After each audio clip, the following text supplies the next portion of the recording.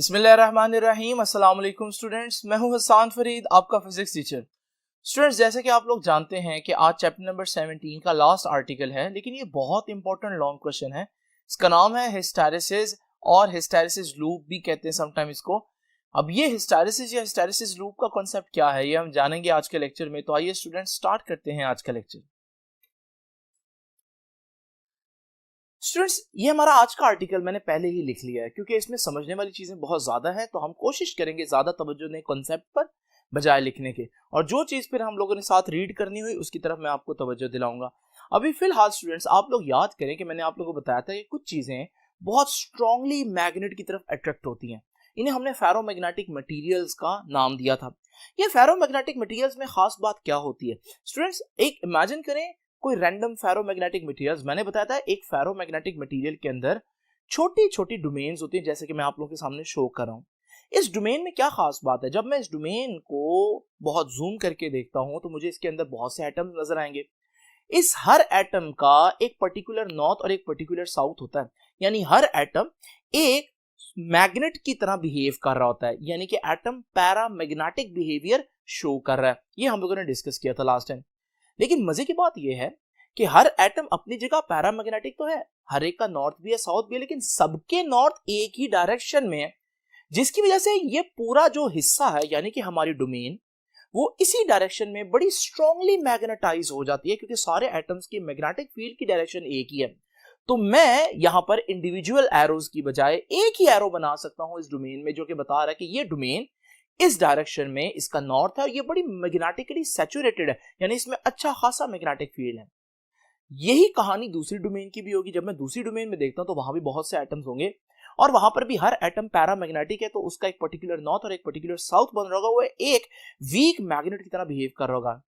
और फिर मजे की बात यह होगी कि सारे एटम्स का मैग्नेटिक फील्ड एक ही डायरेक्शन में होगा। तो मैं यहां पर यह कह सकता हूं कि इस पूरी डोमेन का जो मैग्नेटिक फील्ड है वो इस डायरेक्शन में है। अब स्टूडेंट्स, इसी तरह से हर डोमेन का मैग्नेटिक फील्ड जो है वो किसी रैंडम डायरेक्शन में मैंने शो कर दिया। अगर मैं सिर्फ एक डोमेन को देखूं तो डोमेन बहुत मैग्नेटाइज है, लेकिन अगर मैं इस पूरे मटेरियल को देखूं तो ये पूरा मटेरियल बहुत वीकली मैग्नेटाइज है। आप सोच रहे होंगे कि सर, अगर हर डोमेन स्ट्रांगली मैग्नेटाइज है तो ओवरऑल मटेरियल को भी तो स्ट्रांगली मैग्नेटाइज होना चाहिए, तो मटेरियल क्यों वीकली मैग्नेटाइज है? उसकी वजह यह है कि अगर आप इस डोमेन का नॉर्थ देखें तो वो इस डायरेक्शन में है, लेकिन अगर आप इस डोमेन का नॉर्थ देखें तो वो बिल्कुल उसके ऑपोजिट डायरेक्शन में, यानी कि इस मटेरियल के अंदर एक डोमेन का नॉर्थ दूसरे डोमेन के नॉर्थ के बिल्कुल ऑपोजिट है, यानी ये एक दूसरे को काइंड ऑफ कैंसिल कर रहे हैं। इसी तरह से आपको दो और डोमेन्स ऐसी मिल सकती हैं जो एक दूसरे को कैंसिल कर रही होंगी, दो और डोमेन्स एक दूसरे को कैंसिल कर सकती हैं, यानी कि हर डोमेन तो बड़ी स्ट्रांगली मैग्नेटाइज है लेकिन एक दूसरे को सपोर्ट नहीं करे, जिसकी वजह से आपका जो पूरा मटेरियल है, जो क्रिस्टल है, वो इतना अच्छा मैग्नेटाइज नहीं है। यहां पर मैंने आप लोगों को बताया था कि फिर मैं क्या करूं तो ये मैग्नेटाइज हो जाएगा। तो मैंने आप लोगों को स्टूडेंट्स बताया था कि अगर मैं इसको एक स्ट्रॉन्ग मैग्नेटिक फील्ड के अंदर रखूं, स्ट्रॉन्ग मैग्नेटिक फील्ड में जब मैं रखूंगा, बाहर को एक्सटर्नल मैग्नेटिक फील्ड रखूंगा, वो इतना स्ट्रॉन्ग होगा कि सारी डोमेन्स अपने नॉर्थ का रुख बाहर वाले मैग्नेट के साउथ की तरफ कर लेंगी। अब यहां पर अगर आप गौर से देखें तो सारी डोमेन्स जो हैं वो अभी भी फुली मैग्नेटाइज है, लेकिन अब सब एक ही डायरेक्शन में मैग्नेटाइज है। अब हमारा जो मटेरियल है वो भी स्ट्रांगली मैग्नेटाइज हो गया है। इस प्रोसेस को स्टूडेंट्स कहते हैं मैग्नेटाइजेशन। तो आप कैसे कर सकते हैं किसी भी मटेरियल को मैग्नेटाइज? इसका तरीका यह है कि आप उस मटेरियल के एक्सटर्नल फील्ड अप्लाई करें। जब आप एक्सटर्नल मैग्नेटिक फील्ड अप्लाई करेंगे, मटेरियल्स की जो सारी डोमेन्स है वो अपने आप को अरेंज कर लेंगी और हमारे पास पूरे मटेरियल का नॉर्थ एक तरफ और साउथ एक तरफ बनेगा, जिसकी वजह से वो स्ट्रांगली मैग्नेटाइज हो जाएगा। ये है मैग्नेटाइजेशन का तरीका। लेकिन फिर मैंने आपको एक और बात भी बताई, मैग्नेटाइजेशन करने का सिर्फ ये तरीका नहीं है, बल्कि मैंने आप लोगों को बताया कि अगर मैं इस स्पेसिमन को, इस मटेरियल को एक बैटरी से अटैच कर दूं, तो बैटरी से जब अटैच होगा तो एक करंट फ्लो करना शुरू कर देगा।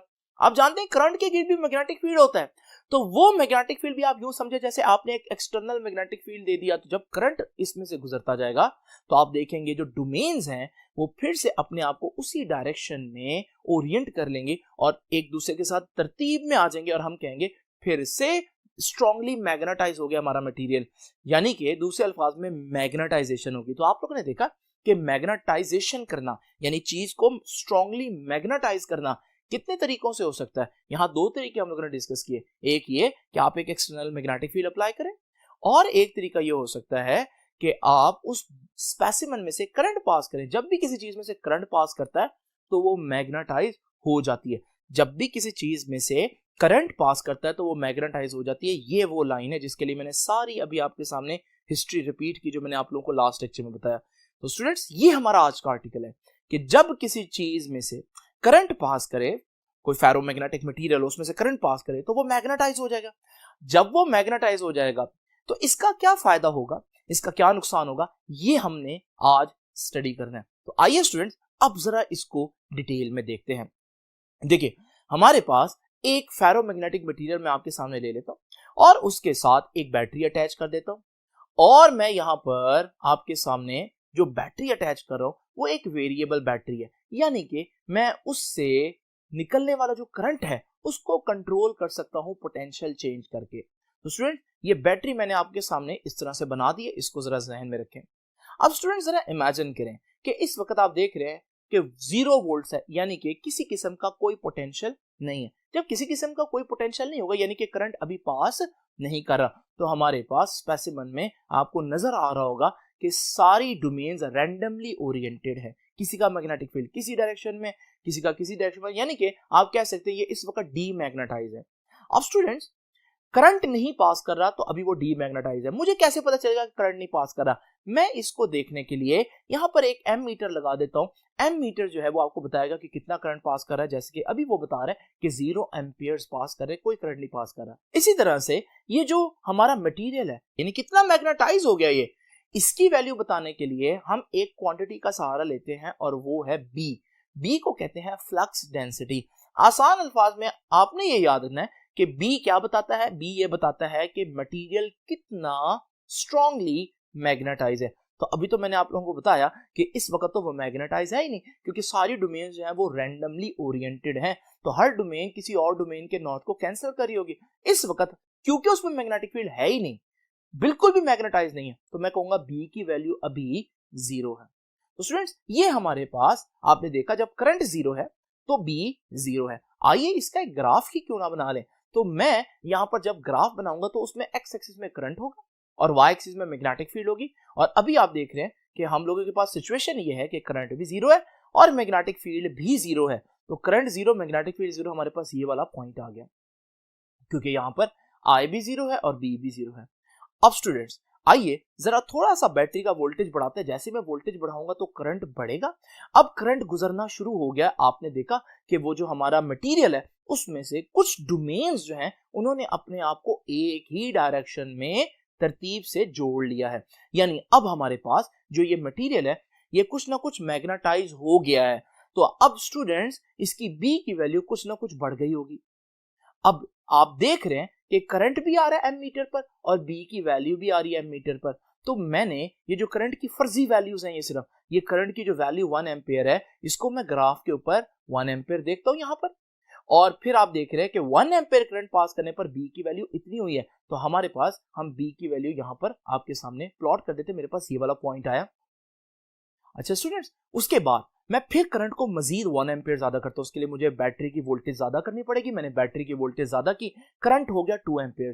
अब ज्यादा करंट पास कर रहा है। जरा स्पेसिमेन को गौर से देखें, उसमें डोमेन्स ने ज्यादा अपने आप को ओरिएंट कर लिया एक ही डायरेक्शन में। अब ज्यादा डोमेन्स एक ही डायरेक्शन में तरतीब से जुड़ी हुई हैं, इसका मतलब अब हमारे पास मैग्नेटाइज ज्यादा हो गया सबस्टेंस, तो बी की वैल्यू बढ़ जाएगी। अब स्टूडेंट्स, मैंने करंट 1 एम्पियर से 2 एम्पियर कर दिया, तो मैंने देखा बी की वैल्यू इस पॉइंट पर इतनी थी। आपने एक बात नोट की, और वो बात यह है कि दोनों दफा मैंने करंट 1-1 एम्पियर बढ़ाया, लेकिन पहला एम्पियर जो है उसने मटेरियल को इतना ज्यादा मैग्नेटाइज किया, लेकिन जो दूसरा एम्पियर है, करंट मैंने 1 एम्पियर ही बढ़ाया, उसने मटेरियल को सिर्फ इतना मैग्नेटाइज किया। इसका मतलब मटेरियल जब एक दफा मैग्नेटाइज हो जाए तो उसका मजीद मैग्नेटाइज होना मुश्किल हो जाता है। डेली लाइफ में भी ऐसा होता है। अगर आप बिल्कुल प्यासे हैं, आपने बिल्कुल भी पानी नहीं पिया हुआ, तो उस वक्त जब आप पहला ग्लास पीते हैं तो पहला ग्लास जो है वो आपको बहुत ज्यादा सेटिस्फैक्शन देता है, लेकिन जब आप दूसरा ग्लास लेते हैं तो क्या दूसरा ग्लास आपको उतनी सेटिस्फैक्शन देता है? नहीं, उसकी सेटिस्फैक्शन कम होती है। इसी तरह जब तीसरा ग्लास लेंगे तो उसकी सेटिस्फैक्शन और कम होगी। तो स्टूडेंट्स यहां पर भी कुछ ऐसा ही हो रहा है कि हमारे पास पहले 1 एम्पेयर ने तो बहुत ज्यादा मैग्नेटिक फील्ड क्रिएट किया, क्योंकि उस वक्त बिल्कुल डीमैग्नेटाइज थी ना चीज, उसमें बिल्कुल मैग्नेटिज्म था नहीं। लेकिन अगले 1 एम्पेयर ने उसके मुकाबले में थोड़ा सा कम मैग्नेटिक फील्ड जनरेट किया, लेकिन किया फिर भी। अब स्टूडेंट्स मैं क्या करता हूं, मैं करंट को मजीद बढ़ाता हूं। मैंने करंट को 3 एम्पेयर तक ले गया, तो मैंने देखा ज्यादा डोमेन्स ने एक ही डायरेक्शन में अपने आप को ओरिएंट कर लिया, जिससे मैग्नेटिक फील्ड बढ़ जाएगा। तो 3 एम्पेयर पर मैग्नेटिक फील्ड की वैल्यू इतनी है। तो मैंने जब ये पॉइंट जो है वो ग्राफ के ऊपर प्लॉट किया तो मेरे पास ये पॉइंट आ गया। और फिर स्टूडेंट आपने देखा कि यहाँ पर मजीद 1 एम्पेयर ने और कम मैग्नेटिक फील्ड जनरेट किया है, देखा ना। तो अब मैग्नेटिक फील्ड बढ़ तो रहा है, लेकिन जिस रेशियो पर बढ़ रहा है वो जो इंक्रीमेंट है वो कम होता जा रहा है। इसी तरह से स्टूडेंट्स जब मैंने 4 एम्पेयर किया तो मैंने देखा कि 4 एम्पेयर करने पर मैग्नेटिक फील्ड जो है वो इतना हो गया। अब हमारे पास ये वैल्यू भी जब मैंने यहाँ पर की तो क्योंकि 4 एम्पेयर पर मैग्नेटिक फील्ड और थोड़ा सा बढ़ेगा तो हमारे पास ये वाला पॉइंट आ गया। अब स्टूडेंट्स यहाँ पर मैं ग्राफ को प्लॉट करता हूं और मैंने आपके सामने ये वाला ग्राफ प्लॉट किया, तो आप लोग देख रहे हैं एक कर्व आ रही है। ये कर्व क्या बता रही है कि जैसे जैसे करंट बढ़ रहा है मैग्नेटिक फील्ड बढ़ तो रहा है, लेकिन उस रेट पर नहीं बढ़ रहा। शुरू में बड़ी तेजी से बढ़ा क्योंकि उस वक्त मटेरियल खाली था ना मैग्नेटिज्म के लिहाज से, तो शुरू में बड़ी तेजी से बढ़ा, लेकिन आहिस्ता आहिस्ता उसमें मैग्नेटिज्म मजीद आने की जो ताकत है वो कम होती गई। लेकिन आप लोगों ने देखा जब मैंने 4 एम्पियर पर लिया है तो उस वक्त हमारा जो मटेरियल है वो फुल मैग्नेटाइज हो गया, उसकी सारी डोमेन्स जो है वो अरेंज हो गई हैं। स्टूडेंट्स जब ऐसा हो कि सारी डोमेन्स अरेंज हो जाए, इस पॉइंट को हम कहते हैं कि ये पॉइंट ऑफ सैचुरेशन है। तो सैचुरेशन क्या होती है मैं आप लोगों को बताता हूं, लेकिन पहले ये जो ग्राफ मैंने अभी तक जितना आपके सामने ड्रॉ किया वो बता देता हूं। तो क्या मैंने देखा, जैसे जैसे करंट बना रहा हूं मैग्नेटिक फील्ड बढ़ रहा है, लेकिन पहले हमने सोचा कि शायद ऐसे बढ़ेगा, लेकिन हमने देखा कि नहीं ऐसे नहीं बढ़ रहा, बल्कि हमारे पास वो ऐसे बढ़ रहा है। इसका मतलब क्या है कि करंट के बढ़ने से मैग्नेटिक फील्ड बढ़ तो रहा है, लेकिन उसमें जो इंक्रीमेंट आ रहा है, जो इजाफा आ रहा है, वो आहिस्ता आहिस्ता कम होता जा रहा है। स्टूडेंट्स इस पॉइंट पर मटेरियल में इस वक्त ये करंट पास कर रहा है, अगर आप इधर देखें, ठीक है, ये वाला करंट, और इस करंट पर ये मैग्नेटिक फील्ड स्टोर हो चुका है। ये वो मैग्नेटिक फील्ड है जिस पर सारी डोमेन्स एक ही तरतीब से जुड़ गई है, यानी ये मैग्नेटिकली सैचुरेशन वाला पॉइंट है। आपकी बुक ने इसको पॉइंट आर से रिप्रेजेंट किया, आई थिंक, तो हमारे पास हम भी इसको आर से रिप्रेजेंट करते हैं, ये पॉइंट ओ है। नाउ स्टूडेंट्स सैचुरेशन को एक दफा पढ़ लेते हैं। सैचुरेशन क्या है? सैचुरेशन क्या होती है? जब मैग्नेटिक फ्लक्स डेंसिटी, ये क्या है मैग्नेटिक फ्लक्स डेंसिटी स्टूडेंट्स, ये बी का वो नाम है जो मैंने आपको स्टार्ट में बताया। तो असल में बी का नाम मैग्नेटिक फ्लक्स डेंसिटी भी है, लेकिन आप बस आसान बात करेंगे यहाँ पर, और वो ये है कि बी का मतलब क्या है, फील्ड कितना स्ट्रॉन्ग है, मैग्नेट कितना स्ट्रॉन्ग है, ठीक है ना। द मैग्नेटिक फ्लक्स डेंसिटी यानी कि जो मैग्नेटिक फील्ड की वैल्यू है उस चीज की, जो भी स्पेसिमेन मैंने लिया, इंक्रीजेस बढ़ेगी from zero and reaches a maximum value. पहले मैग्नेटिक फील्ड जीरो था, तो जब मैंने करंट बढ़ाया तो मैग्नेटिक फील्ड बढ़ते बढ़ते बढ़ते यहां पर आ गई। इस वक्त आपका जो मटेरियल है वो फुल मैग्नेटाइज है and reaches a maximum value, तो मैक्सिमम वैल्यू पर पहुंच गया B. At this stage, the material is said to be magnetically saturated. अब हम कहेंगे कि आपका जो मटेरियल है वो फुल सैचुरेट हो गया मैग्नेटिकली, यानी इसमें फुल मैग्नेटिज्म भर गया क्योंकि उसकी सारी डोमेन्स अरेंज हो गई हैं। नाउ स्टूडेंट्स अब देखते हैं अगली कहानी। जरा दोबारा से वही एक्सपेरिमेंट देखें। आपने देखा इस वक्त 4 एम्पियर करंट पास कर रहा था, और 4 एम्पियर करंट की वजह से आपका जो स्पेसिमन है उसकी सारी डोमेन्स एक ही डायरेक्शन में अपने आप को जोड़े हुए हैं, तरतीब से रखे हुए हैं। इसका मतलब हमारे पास हमारा जो मटेरियल है वो मैग्नेटिकली सैचुरेटेड है। जैसे कि मैंने बताया, ये सैचुरेशन के पॉइंट को मैं यहाँ टिक कर देता हूं कि हम लोगों ने पढ़ लिया, ठीक है। नाउ स्टूडेंट्स अब मटेरियल मैग्नेटाइज हो चुका है। अगर मैं आपसे अब ये कहूं कि क्या मैं इसको डीमैग्नेटाइज कर सकता हूं, तो आप कहेंगे बिल्कुल सर, डीमैग्नेटाइज भी किया जा सकता है। बिल्कुल रियल लाइफ में भी हम अपने प्रोसेसेस को रिवर्स करते हैं। आपने एक स्प्रिंग को फोर्स लगाकर खींचकर उसकी लंबाई में इतना इजाफा कर दिया। मैं पूछता हूं क्या ये लंबाई का जो इजाफा मैंने किया है, ये जो चेंज लेकर आया हूं, क्या रिवर्स कर सकता हूं? आप कहेंगे बिल्कुल सर, ये जो फोर्स मैं इस वक्त लगा रहा हूं, जिस तरह से मैंने बढ़ाई थी उसी तरह से कम करना शुरू कर दूं, तो जैसे ही फोर्स कम होते होते जीरो होगी, तो हमारे पास ओरिजिनल लेंथ वाला स्प्रिंग आ जाएगा। तो यहां पर अगर मैं फोर्स को जिस तरह से बढ़ा रहा हूं तो लेंथ बढ़ रही है, अगर मैं फोर्स को उसी तरह से कम करूं तो लेंथ उसी तरह से कम होते हो तो ओरिजिनल हो जाएगी। तो यहां पर आप लोगों ने देखा क्या हुआ, यहां पर अगर मैं क्विक रिव्यू दूं तो हमारे पास शुरू में हमारा जो स्पेसिमेन था वो बिल्कुल डीमैग्नेटाइज था, उसमें सारी डोमेन्स रैंडमली ओरिएंटेड थी। तो जब मैंने उसमें से करंट बढ़ाया तो करंट जैसे जैसे बढ़ता रहा, हमारी जो डोमेन्स हैं वो अपने आप को ओरिएंट करती रही, एक ही डायरेक्शन में जोड़ती रही और हमारे पास इस करंट पर ये फुली मैग्नेटाइज हो गया। अब मैं क्या कह रहा हूं, मैं कह रहा हूं कि क्या इसको मैं अब रिवर्स कर सकता हूं, क्या मैं डीमैग्नेटाइज कर सकता हूं? अब आप कहेंगे सर बिल्कुल कर सकते हैं। तो जब मैं डीमैग्नेटाइज करने की कोशिश करूंगा तो उसके लिए मुझे क्या करना है, आपने कहना है कि भाई अगर आपने मैग्नेटाइज करने के लिए करंट बढ़ाया तो डीमैग्नेटाइज करने के लिए क्या करेंगे, वो जो बढ़ा हुआ करंट है उसको कम करना शुरू कर दें, यानी करंट को कम करने दें। अब हम एक्सपेक्ट क्या कर रहे हैं, अब हम एक्सपेक्ट ये कर रहे हैं कि जैसे जैसे मैं करंट कम करना शुरू करूंगा तो जैसे जैसे करंट कम होगा तो हमारे पास वो जो डोमेन्स हैं वो डिसओरिएंट होना शुरू हो जाएंगी, रैंडम होना शुरू हो जाएंगी, और जैसे ही करंट जीरो होगा तो मैग्नेटिक फील्ड जीरो हो जाएगा और हमारी जो डोमेन्स हैं वो फुल डिसओरिएंट हो जाएंगी। ये हमारी एक्सपेक्टेशन है, क्योंकि हम सोच रहे हैं कि रिवर्स में भी बिल्कुल वैसे ही होगा।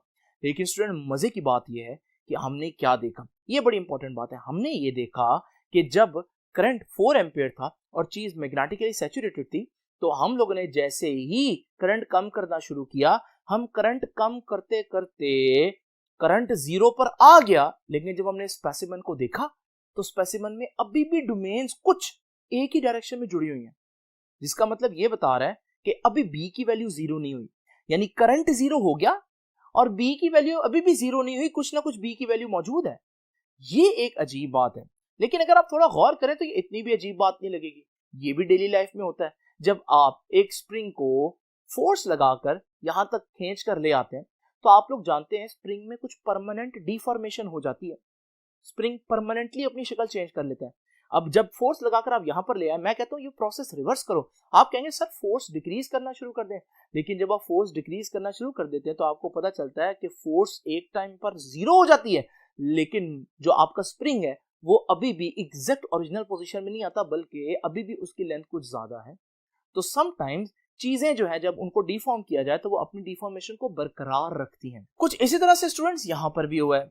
तो आप लोगों का जो स्पेसिमेन था, जो भी मटेरियल था, स्टार्ट में जब हमने उसको करंट देना शुरू किया तो डोमेन्स ने अपने आप को अलाइन करना शुरू कर दिया, लेकिन जब करंट मैक्सिमम हुआ उसके बाद हमने सोचा जब हम करंट को कम करेंगे तो जैसे करंट जीरो पर आएगा तो दोबारा से मैग्नेटिक फील्ड डिसअपीयर हो जाएगा, सारी डोमेन्स रैंडम हो जाएगी, लेकिन ऐसा नहीं हुआ और हमने जब करंट को कम किया तो कम करते करते करंट जीरो पर आ गया, लेकिन करंट जीरो के आने पर बावजूद हमारे पास अभी भी डोमेन्स जो है वो ओरिएंटेड है, यानी बी की वैल्यू जीरो नहीं है, अभी भी कुछ ना कुछ मैग्नेटिक फील्ड है।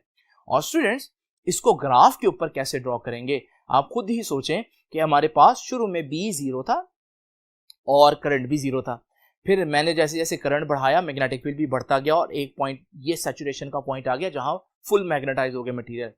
लेकिन अब आपने देखा डीमैग्नेटाइज उस रेट पर नहीं हुआ, तो जब मैं करंट को कम करूंगा तो हमारा जो ग्राफ है वो कुछ इस तरह से ड्रॉ होगा और देखिए करंट जीरो पर आ गया, लेकिन ये पॉइंट देखें, ये पॉइंट बता रहा है कि इतना मैग्नेटिक फील्ड अभी भी मटेरियल में मौजूद है करंट जीरो होने के बावजूद, यानी जब करंट जीरो पर आ जाए तब भी मैग्नेटिक फील्ड मौजूद रहता है, डोमेन्स अपने आप को एक ही डायरेक्शन में अलाइंड रखती हैं।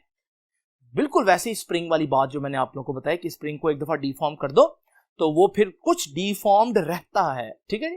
नाउ स्टूडेंट्स ये जो ग्राफ का पोर्शन मैंने आप लोगों के सामने बनाया ये कुछ ऐसे, तो आपने देखा कि ये वो वाला मैग्नेटिक फील्ड है, ये वाला जिसको मैं ब्लैक से रिप्रेजेंट कर रहा हूं, ये वो मैग्नेटिक फील्ड है जो करंट के जीरो होने पर भी इतना मैग्नेटिक फील्ड अभी भी मौजूद है, अभी भी मटेरियल इतना मैग्नेटाइज है। स्टूडेंट्स करंट जीरो होने के बावजूद जितना मैग्नेटिक फील्ड मटेरियल के अंदर मौजूद रहता है उसे हम कहते हैं कि ये प्रॉपर्टी रिमेनेंस या रिटेंटिविटी कहलाती है। तो देखिए इसको पढ़ते हैं, when the current is reduced to zero, जब करंट जीरो पर आ जाए, the material is still remains strongly magnetized, material, हालांकि करंट जीरो आ गया फिर भी मटेरियल अभी भी मैग्नेटाइज है, represented by point R on the curve. अच्छा, वो जो सैचुरेशन वाला मैंने पॉइंट आर बोला था, बुक ने उसको कोई और नाम दिया, तो हम आर पॉइंट जो है वो रिटेंटिविटी या रिमेनेंस के लिए यूज कर लेते हैं। अच्छा, अब आप सोचोगे ऐसा क्या होता है? ऐसा इस वजह से होता है कि it is due to the tendency of domains to stay partly in line once they have been aligned. तो डोमेन्स जब एक दफा अलाइंड हो जाए, तरतीब में आ जाए, तो फिर वो आसानी से अपनी उस तरतीब को लूज नहीं करती। तो डोमेन की इस प्रॉपर्टी की वजह से आप कह सकते हैं डोमेन का अनर्शा है, ठीक है ना। तो डोमेन की जो प्रॉपर्टी है जिसकी वजह से जब वो एक दफा अलाइन हो जाए तो उसके बाद वो अलाइन रहना चाहती है, इस वजह से करंट जीरो पर आने के बावजूद डोमेन्स अलाइंड रहें। ये बड़ी इंपॉर्टेंट बात है, रिमेनेंस या रिटेंटिविटी। स्टूडेंट्स, इसको भी हम लोगों ने पढ़ लिया। अब जरा देखिए, यहां पर एक और इंपॉर्टेंट बात यह है कि अब हम हिस्टैरिसीस को डिफाइन करेंगे। देखिए, हिस्टैरिसीस को डिफाइन करने के कई तरीके हैं।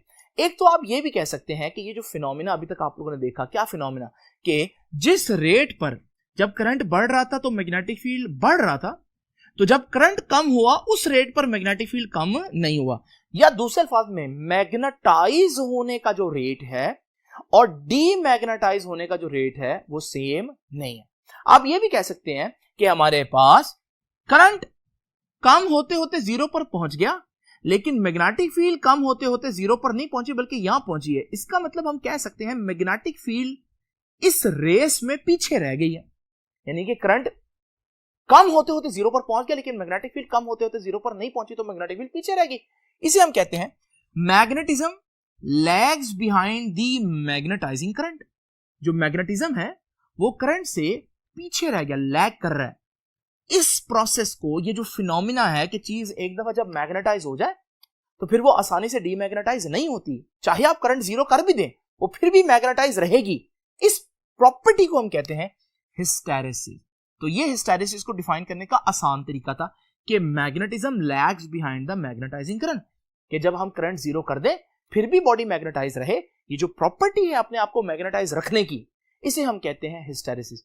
हिस्टैरिसीस को डिफाइन करने का एक और थोड़ा सा मुश्किल तरीका भी है, और वो क्या है? स्टूडेंट्स, ये ग्राफ जरा देखिए। जब मैं करंट जीरो से बढ़ाते बढ़ाते 2 एम्पीयर पर आया तो उस वक्त मैग्नेटिज्म इतना था, ये बी की वैल्यू नोट कर लें, ठीक है जी। और फिर जब करंट मैक्सिमम हो गया और उसके बाद मैंने करंट को कम करना शुरू किया, तो जब कम करते करते मैं 2 एम्पीयर पर आऊंगा तो उस वक्त बी की वैल्यू इतनी है, यानी कि एक ही करंट है, 2 एम्पीयर ही है, लेकिन 2 एम्पीयर पर आप देख रहे हैं कि जब करंट बढ़ रहा था तो वो वैल्यू हमारे पास कम थी, लेकिन जब करंट कम हो रहा था तब बी की वैल्यू उसी करंट पर ज्यादा है। यह भी हिस्टैरिसीस को डिफाइन करने का एक तरीका है कि एक पर्टिकुलर वैल्यू ऑफ करंट पर हमारे पास मैग्नेटिक फील्ड कम भी होगा और ज्यादा भी होगा। जब करंट बढ़ रहा होगा तब कम होगा और जब करंट कम हो रहा होगा तब मैग्नेटिक फील्ड ज्यादा होगा। तो यूं हम इसको एक्सप्लेन कर सकते हैं, the value of flux density यानी B, value of B for any value of current, किसी भी करंट पर बी की वैल्यू इज ऑलवेज ग्रेटर, हमेशा ज्यादा होगी किसी भी, ये देखें फॉर एग्जांपल ये करंट की, इस करंट पर, या ये करंट है, इस करंट पर बी की दो वैल्यूज हैं, एक ये, ठीक है, ये वाली वैल्यू जब करंट बढ़ रहा था, और जब करंट कम होते होते इसी करंट पर आएगा वैल्यू पर, तो फिर बी ये होगी और ये ज्यादा होगी, ठीक है ना। तो इज ऑलवेज ग्रेटर कब? When the current is decreasing then when it is increasing. जब करंट कम हो रहा था तो बी की जो वैल्यू थी ये ज्यादा थी एज कंपेयर टू जब करंट ज्यादा हो रहा था उसी करंट पर बी की वैल्यू के लिहाज से। तो स्टूडेंट्स, ये बड़ा मुश्किल तरीका है, इसको आपको थोड़ा सा बार बार देखना पड़ेगा ताकि आप लोग इसको एक्सेल कर सकें। अभी हम लोग यहां पर देखते हैं कि ये जो हिस्टैरिसीस को तो मैंने डिफाइन कर दिया, तो मैं यहां पर एक टिक लगा देता हूं। नाउ स्टूडेंट्स, हिस्टैरिसीस का आप लोगों को पता चल गया। अब अगली बात ये है कि करंट जीरो हो गया लेकिन चीज अभी भी मैग्नेटाइज है, तो फिर मैं चीज को डीमैग्नेटाइज कैसे करूं? आइए स्प्रिंग वाली एग्जांपल को भी यहां दोबारा देखते हैं। हमारे पास स्टार्ट में स्प्रिंग जो है वो बिल्कुल इक्विलिब्रियम स्टेट में था, मैंने स्प्रिंग पर फोर्स लगाकर उसको स्ट्रेच कर दिया। अब मैं चाहता हूं स्प्रिंग दोबारा से एक इक्विलिब्रियम में चला जाए। ऐसा करने के लिए मैं क्या करूंगा, मैं फोर्स को जैसे बढ़ाया था वैसे ही कम करना शुरू कर दूंगा। लेकिन जब कम करते करते मैं फोर्स को 0 कर दिया तो भी मैंने देखा कि अभी भी स्प्रिंग इक्विलिब्रियम से अपनी जो ओरिजिनल इक्विलिब्रियम पोजीशन थी उससे ज्यादा स्ट्रेच है, क्योंकि स्प्रिंग एक दफा स्ट्रेच हो जाए तो वो डिफॉर्म हो जाता है, वो अपनी शेप चेंज कर लेता है। अब मैं चाहता हूं वो अपनी इक्विलिब्रियम पोजीशन में जाए, तो अब मुझे क्या करना पड़ेगा, मुझे ऑपोजिट डायरेक्शन में फोर्स लगाकर उसको इक्विलिब्रियम तक लेकर आना पड़ेगा। इमेजिन करें, पहले मैं फोर्स लगा रहा था इधर, पहले मैं फोर्स कम करना शुरू कर दी, फोर्स कम करके 0 पर भी आ गया, तब भी काम नहीं चला। अब मुझे ऑपोजिट डायरेक्शन में फोर्स लगानी पड़ेगी, तब जाकर हमारे पास वो अपनी ओरिजिनल शेप जो है वो दोबारा से ले लेगा। यही काम हम यहां पर भी करेंगे। दोबारा से देखिए स्टूडेंट्स, हम लोगों ने करंट 0 पर था, मैग्नेटिक फील्ड 0 पर था। जैसे ही हम लोगों ने करंट बढ़ाना शुरू किया, डोमेन्स ने अपने आप को अलाइन करना शुरू कर दिया, मैग्नेटिक फील्ड बढ़ना शुरू हो गया और करते करते करंट मैक्सिमम हो गया और वो चीज फुली मैग्नेटाइज होगी और आप देख सकते हैं उसकी डोमेन्स अलाइंड है बिल्कुल। फिर मैंने सोचा कि अब मैं डीमैग्नेटाइज करता हूं। मैंने करंट को कम करना शुरू किया तो वो डीमैग्नेटाइज होना शुरू हो गया, लेकिन उस रेट पर नहीं हुआ। और फिर करंट कम होते होते जब 0 पर आ गया तो मैंने देखा स्टिल अभी भी वो मैग्नेटाइज है। अब मैं क्या करूं, अब फिर एक ही काम है कि मैं अब ऑपोजिट डायरेक्शन में, जैसे वहां फोर्स लगाई, यहां करंट दूंगा ऑपोजिट डायरेक्शन में। तो स्टूडेंट्स, जब मैं ऑपोजिट डायरेक्शन में करंट दूंगा, इसका मतलब है कि अब करंट अपनी डायरेक्शन चेंज करना शुरू कर देगा। अब जब करंट ऑपोजिट डायरेक्शन में इंक्रीज करूंगा ना, तो आप देखेंगे अब हमारे पास वो जो डोमेन्स जिन्होंने अपने आप को रोके रखा था, अलाइंड रही थी, अब वो भी दोबारा से डिसओरिएंट होना शुरू हो जाएंगी और अब जाकर हमारे पास सारी डोमेन्स डिसओरिएंट हुई हैं और मैग्नेटिक फील्ड 0 हुआ। कब? जब करंट 0 हो गया? नहीं, जब करंट 0 होने के बाद ऑपोजिट डायरेक्शन में बढ़ाया। यानी कि स्टूडेंट्स, अगर आप यहां पर देख रहे हैं पॉइंट ग्राफ के ऊपर कि यहां पर करंट 0 है, लेकिन फिर भी मैग्नेटिक फील्ड इतना मौजूद है। आप चाहते हैं मैग्नेटिक फील्ड 0 हो, करंट 0 होने पर भी मैग्नेटिक फील्ड 0 हुआ तो नहीं है, तो फिर आप क्या करेंगे, करंट को ऑपोजिट डायरेक्शन में बढ़ाएंगे। फिर आपके पास एक पॉइंट ऐसा आएगा जहां मैग्नेटिक फील्ड 0 हो जाएगा। तो स्टूडेंट्स, इसको देख लेते हैं। ये जो हमारे पास पॉइंट आया जहां पर मैं करंट को अब ऑपोजिट डायरेक्शन में बढ़ाऊंगा, इसको नेगेटिव करंट मैं कंसीडर कर रहा हूं, तो फिर हमारे पास करते करते ये वो पॉइंट आएगा जहां मैग्नेटिक फील्ड 0 हो गया और ये वो एक्स्ट्रा करंट है जिसे मैं OC से रिप्रेजेंट कर रहा हूं। ये वो एक्स्ट्रा करंट है जो मटेरियल को डीमैग्नेटाइज करने के लिए मुझे इस साइकिल में देना पड़ा। ये जो एक्स्ट्रा करंट है इसे कहते हैं कोएर्सिव करंट और इस प्रॉपर्टी को कहते हैं कोएर्सिविटी। तो याद रखिएगा, to demagnetize the material the magnetizing current is reversed and increase. Opposite direction में करंट को बढ़ाना पड़ता है to reduce the magnetization to 0, फिर जाकर वो चीज का जो मैग्नेटाइजेशन है वो 0 पर आती है। This is known as coercive current और इसको पॉइंट C से रिप्रेजेंट किया, इसे कोएर्सिव करंट कहते हैं। स्टूडेंट्स, आप लोगों ने एक बात नोट की कि हमें चीज को इतना मैग्नेटाइज करने के लिए इतना करंट देना पड़ा 4 एम्पियर्स, लेकिन अब चीज का मैग्नेटिक फील्ड 0 पर लाने के लिए हमें 4 एम्पियर्स का करंट देने के बावजूद थोड़ा सा और करंट देना पड़ा ऑपोजिट डायरेक्शन में, तब मैग्नेटिक फील्ड 0 हुआ। यानी जितना करंट मैग्नेटाइज कर रहा है उससे ज्यादा करंट डीमैग्नेटाइज कर रहा है। इसका मतलब आपका करंट जो है वो एक्स्ट्रा यूज हो रहा है डीमैग्नेटाइज होने के लिए, जिसका मतलब लॉस है।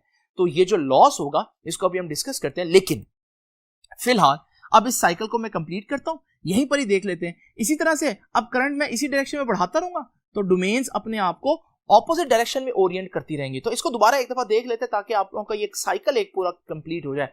तो स्टूडेंट, दोबारा से देखते हैं, हमारे पास मैग्नेटिक फील्ड 0 था, उस वक्त आपकी डोमेन्स बिल्कुल अलाइंड नहीं थी, डिसओरिएंट थी, रैंडम डायरेक्शन में थी।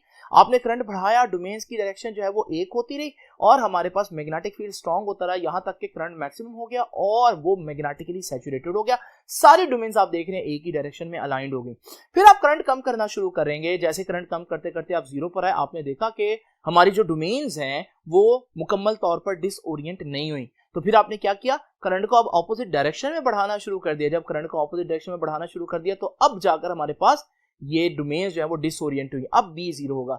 लेकिन आप करंट को अभी ऑपोजिट डायरेक्शन में जाने दें। अब क्या होगा, जब करंट को ऑपोजिट डायरेक्शन में जाने देंगे तो अब डोमेन्स फिर से अपने आप को अरेंज करना शुरू कर देंगे ऑपोजिट डायरेक्शन में। यानी अब दोबारा से हम देख रहे हैं कि मैग्नेटिक फील्ड बन रहा है और चीज मैग्नेटिकली सैचुरेटेड हो गई है, लेकिन अब ऑपोजिट डायरेक्शन में सैचुरेटेड हो गई है। क्यों? क्योंकि हमारे पास करंट ऑपोजिट डायरेक्शन में जा रहे हैं। और फिर इस मैग्नेटिकली सैचुरेटेड डोमेन्स को दोबारा से डिसओरिएंट करने के लिए आपको करंट को दोबारा से जीरो करना पड़ेगा। लेकिन जब आप जीरो पर आएंगे फिर भी कुछ ना कुछ डोमेन्स जो है वो रह जाएंगी, फिर आपको डोमेन्स को दोबारा से ऑपोजिट डायरेक्शन में करंट को दोबारा से आपको बढ़ाना पड़ेगा ताकि डोमेन्स जो है वो फुली डीमैग्नेटाइज हो। तो अगर मैं इस पूरी चीज को आपको कुछ ऐसे दिखाऊं तो ये वो है एक साइकिल में किस तरह से डोमेन्स एक डायरेक्शन में ओरिएंट होती है, फिर अपने आप को दूसरी डायरेक्शन में ओरिएंट करती है। ये पूरा साइकिल आप लोग तेजी से देख लें। तो स्टूडेंट्स, अब मैं आपके सामने ये जो ग्राफ है ये बना रहा हूं। तो अब जब करंट इस डायरेक्शन में बढ़ता रहेगा तो मैग्नेटिक फील्ड इसी डायरेक्शन में बढ़ता रहेगा, फिर सैचुरेटेड हो जाएगा। फिर मैं करंट को जीरो करूंगा तो जीरो होते होते मैग्नेटिक फील्ड जीरो पर नहीं आएगा क्योंकि मैंने बताया वो पीछे रह जाएगा। फिर मुझे करंट को ऑपोजिट डायरेक्शन में बढ़ाना पड़ेगा ताकि वो जीरो पर आए, और फिर करंट में उधर ही बढ़ाता रहूंगा और हमारे पास ये ग्राफ आएगा इस तरह से। नाउ स्टूडेंट्स, जरा इमेजिन करें अगर हिस्टैरिसीस ना होता। थोड़ी देर के लिए इमेजिन करते हैं अगर हिस्टैरिसीस ना होता। हिस्टैरिसीस का मतलब क्या है? अगर जिस रेट पर चीज मैग्नेटाइज हो रही है उसी रेट पर डीमैग्नेटाइज हो रही है, यानी कि करंट जब मैं जीरो करूंगा तो मैग्नेटाइजेशन भी जीरो पर आ जाए तो हिस्टैरिसीस नहीं होगा। अगर हिस्टैरिसीस ना होता तो जरा इमेजिन करें आपका ग्राफ मैग्नेटाइजेशन में ऐसा होता और उसी रेट पर डीमैग्नेटाइजेशन होती तो ऐसा ग्राफ बनता।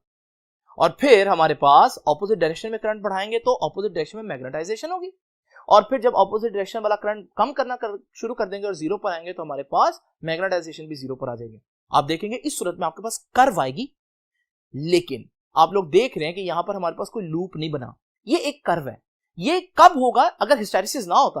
लेकिन आपने देखा हिस्टैरिसीस है, इसलिए जब हम हिस्टैरिसीस को देखें तो फिर हमारे पास जिस रेट पर मैग्नेटाइजेशन हो रहा है उस रेट पर डीमैग्नेटाइजेशन नहीं हो रहा, और हमारे पास बजाय एक कर्व आने के हमारे पास एक लूप आता है। क्योंकि हिस्टैरिसीस की वजह से ग्राफ के ऊपर कर्व नहीं आई बल्कि लूप आ गया, इसे हम कहते हैं हिस्टैरिसीस लूप। तो what is hysteresis loop? Graph के ऊपर ये जो हमारे पास लूप आया है इसे हम कहते हैं हिस्टैरिसीस लूप, क्योंकि वो हिस्टैरिसीस की वजह से आया। अगर हिस्टैरिसीस ना होता तो फिर हमारे पास ये लूप ना होता बल्कि कर्व होती।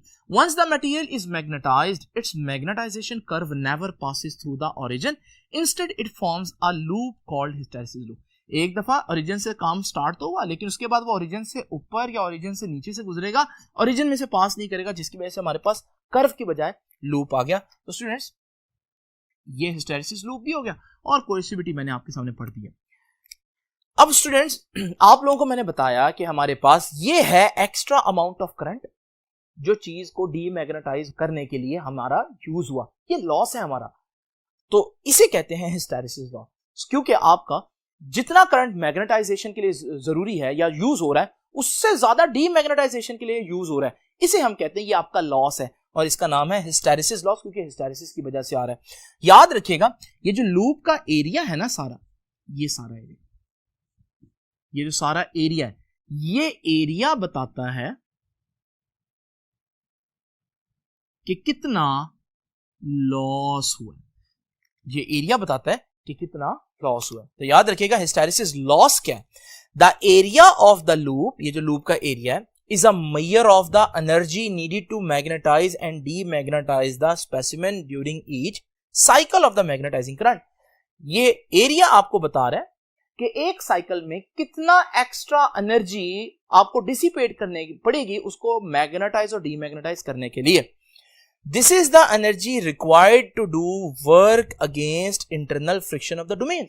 मैंने आपको क्या बताया, डोमेन्स एक दफा अलाइंड हो जाए तो फिर वो चाहती हैं कि हम दोबारा से डिसओरिएंट ना हो, तो यहां पर वही कह रहे हैं। तो आप यूं समझ लें उनके एक इंटरनल फ्रिक्शन है जो उनको एक ही डायरेक्शन में जोड़े रखती है, तो उसके अगेंस्ट आपको काम करने के लिए वर्क करना पड़ता है जो एज ए हीट डिसिपेट होता है। It is called hysteresis loss. तो उसकी वजह से हमारे पास वो स्पेसिमेन जो है वो गर्म हो जाएगा, वो जो हीट रिलीज हो रही है उसको मैग्नेटाइज डीमैग्नेटाइज करने के लिए, वो हिस्टैरिसीस लॉस है। और वो लॉस का अंदाजा आप कैसे लगाएंगे? वो लॉस का अंदाजा लगाएंगे आप इस लूप के एरिया से। अब ये लूप का एरिया कम भी हो सकता है, ज्यादा भी हो सकता है। ये समझाने के लिए मैंने आपको दो एग्जांपल रखी हैं, वो दो एग्जांपल देखते हैं नेक्स्ट बोर्ड पर क्या है। नाउ स्टूडेंट्स, ये सिंपल सी एग्जांपल्स हैं आयरन और स्टील। आयरन का जो कोएर्सिविटी है, ये देखिए, ये कोएर्सिविटी ये कम है। स्टील की जो कोएर्सिविटी आप देख रहे हैं वो ज्यादा है। तो इस वजह से मैं कहता हूं ये इसकी स्मॉल कोएर्सिविटी है, इसकी लार्ज कोएर्सिविटी है। अब जब कोएर्सिविटी किसी चीज की कम होगी तो उसका ग्राफ डेफिनेटली ऐसा बनेगा, लेकिन जैसे जैसे आप कोएर्सिविटी बढ़ाते रहेंगे तो आप देखेंगे उसका लूप जो है उसका एरिया भी ज्यादा होगा। इसका मतलब हम ये कह सकते हैं कि इसका स्मॉल कोएर्सिविटी की वजह से हमारे पास ये जो लूप है उसका एरिया भी कम है, तो स्मॉल हिस्टैरिसीस लूप एरिया। जबकि यहाँ पर आप देखें क्योंकि इसकी कोएर्सिविटी ज्यादा है तो उसका लूप एरिया भी ज्यादा है, तो लार्ज हिस्टैरिसीस लूप एरिया। अब एरिया क्या बताता है? एरिया बताता है कि मैग्नेटाइज और डीमैग्नेटाइज करने के लिए कितना वर्क करना पड़ेगा। तो यहाँ तो एरिया कम है, तो एरिया कम है तो it is easy to magnetize and easy to demagnetize. यहाँ एरिया ज्यादा है, इसका मतलब इसको एक दफा मैग्नेटाइज कर लिया तो इसको डीमैग्नेटाइज करना आसान नहीं है, तो difficult to magnetize and difficult to demagnetize. जो चीज आसानी से मैग्नेटाइज और आसानी से डीमैग्नेटाइज हो जाए उसे हम कहते हैं कि वो सॉफ्ट मैग्नेटिक मटेरियल है। जैसे आयरन जो है वो सॉफ्ट मैग्नेटिक मटेरियल है। इसका ये मतलब नहीं कि वो हाथ लगाओ तो सॉफ्ट है, नहीं, मैग्नेटिकली वो सॉफ्ट है, यानी आसानी से बात मान जाता है, आसानी से मैग्नेटाइज और डीमैग्नेटाइज हो जाता है। यानी इसको मैग्नेटाइज और डीमैग्नेटाइज करने में एनर्जी इतनी ज्यादा इस्तेमाल नहीं होती। तो फिर इसको कहां यूज करना चाहिए? It is used in transformers and electromagnets, क्योंकि ट्रांसफॉर्मर और इलेक्ट्रोमैग्नेट्स के अंदर आप लोग जानते हैं हमारे पास फॉर एग्जांपल ट्रांसफॉर्मर में ऑल्टरनेटिंग करंट है। ऑल्टरनेटिंग करंट जो है वो बार बार अपना साइकिल चेंज करेगा, मटेरियल बार बार मैग्नेटाइज बार बार डीमैग्नेटाइज होगा। अब आप चाहते हैं इस दौरान एनर्जी जाया ना हो, तो फिर आप ऐसी चीज लेंगे जो आसानी से मैग्नेटाइज आसानी से डीमैग्नेटाइज हो जाए, और वो आयरन है। सॉफ्ट मैग्नेटिक मटेरियल्स को ट्रांसफार्मर और इलेक्ट्रोमैग्नेट्स बनाने में यूज किया जाता है। इसी तरह से इनको कहते हैं हार्ड मैग्नेटिक मटेरियल्स, जैसे स्टील है। हार्ड मैग्नेटिक मटेरियल्स क्या होते हैं? जो एक दफा मैग्नेटाइज हो जाए तो बड़ी मुश्किल से होते हैं, लेकिन जब मैग्नेटाइज हो जाए तो आसानी से डीमैग्नेटाइज भी नहीं होते। तो ऐसी चीजें तो परमानेंट मैग्नेट्स बनाने के लिए काम आएंगी। जो आप घरों में मैग्नेट्स यूज करते हैं, स्पीकर के अंदर जो मैग्नेट्स होते हैं वो एक्चुअली इसी से बने होते हैं। Steel is an example of hard magnetic materials. I hope कि आज का लेक्चर आपको समझ में आया होगा। थोड़ा सा लेंथी हो गया, लेकिन इसको अच्छी तरह से आप लोग देख लें, बहुत इंपॉर्टेंट लॉन्ग क्वेश्चन है। आपसे अब इंशाल्लाह मुलाकात होगी नेक्स्ट लेक्चर में, तब तक के लिए